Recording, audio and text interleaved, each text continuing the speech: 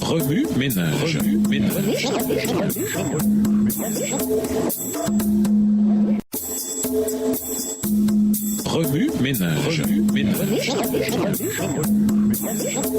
Bienvenue dans votre émission. Remue ménage. Nous voilà à la leçon 11. Une vie d'amour. Lisons Romains le chapitre 13.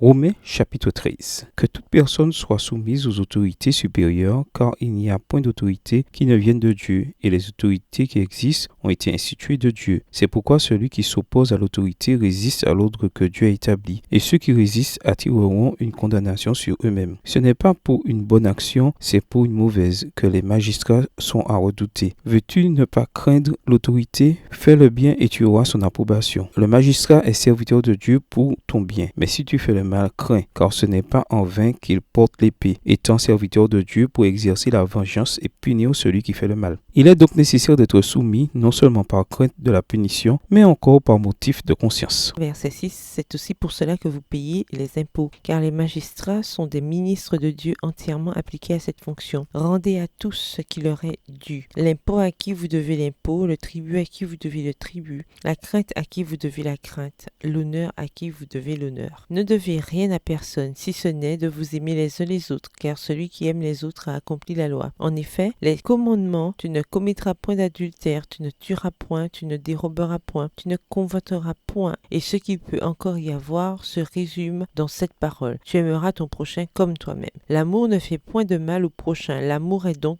l'accomplissement de la loi. Cela importe d'autant plus que vous savez en quel temps nous sommes. C'est l'heure de vous réveiller enfin du sommeil, car maintenant le salut est plus près de nous que lorsque nous avons cru. La nuit est avancée, le jour approche. Dépouillons-nous donc des œuvres des ténèbres et revêtons les armes de la lumière. Marchons honnêtement comme en plein jour, loin des excès et de l'ivrognerie, de la luxure et de l'impudicité, des querelles et des jalousies. Mais revêtez-vous du Seigneur Jésus-Christ et n'ayez pas soin de la chair pour en satisfaire les convoitises. Introduire la relation chrétienne avec le gouvernement. La relation des chrétiens avec le gouvernement civil est compliquée. D'une part, nous comprenons que Dieu a établi les autorités qui existent et que nous devons leur être soumis. Romains 13, verset 1. D'autre part, le gouvernement romain traitait les chrétiens de Rome comme des moutons destinés à la boucherie. Romains 8, les versets 35 et 36. Paul dut rappeler aux premiers croyants qui subissaient la persécution de bénir leurs persécuteurs et de chercher à leur faire du bien. Romains 12, les versets 14 et 18. Plutôt que d'inciter à la rébellion et à la vengeance, ils devaient avoir confiance dans le jugement futur de Dieu et, en attendant, chercher à vaincre le mal par le bien. Romains 12, les versets 19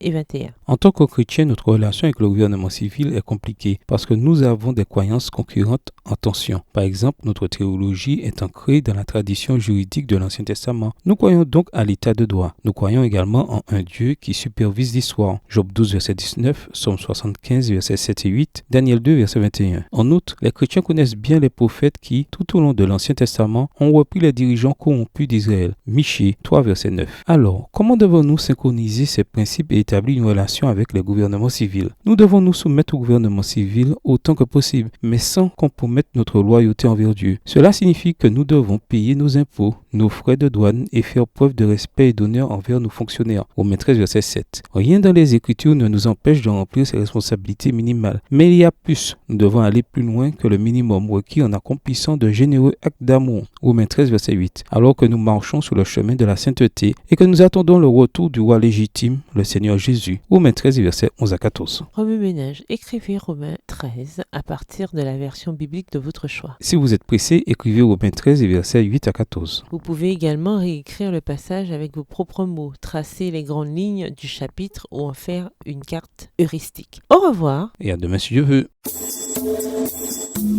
Remue ménage. Remue ménage.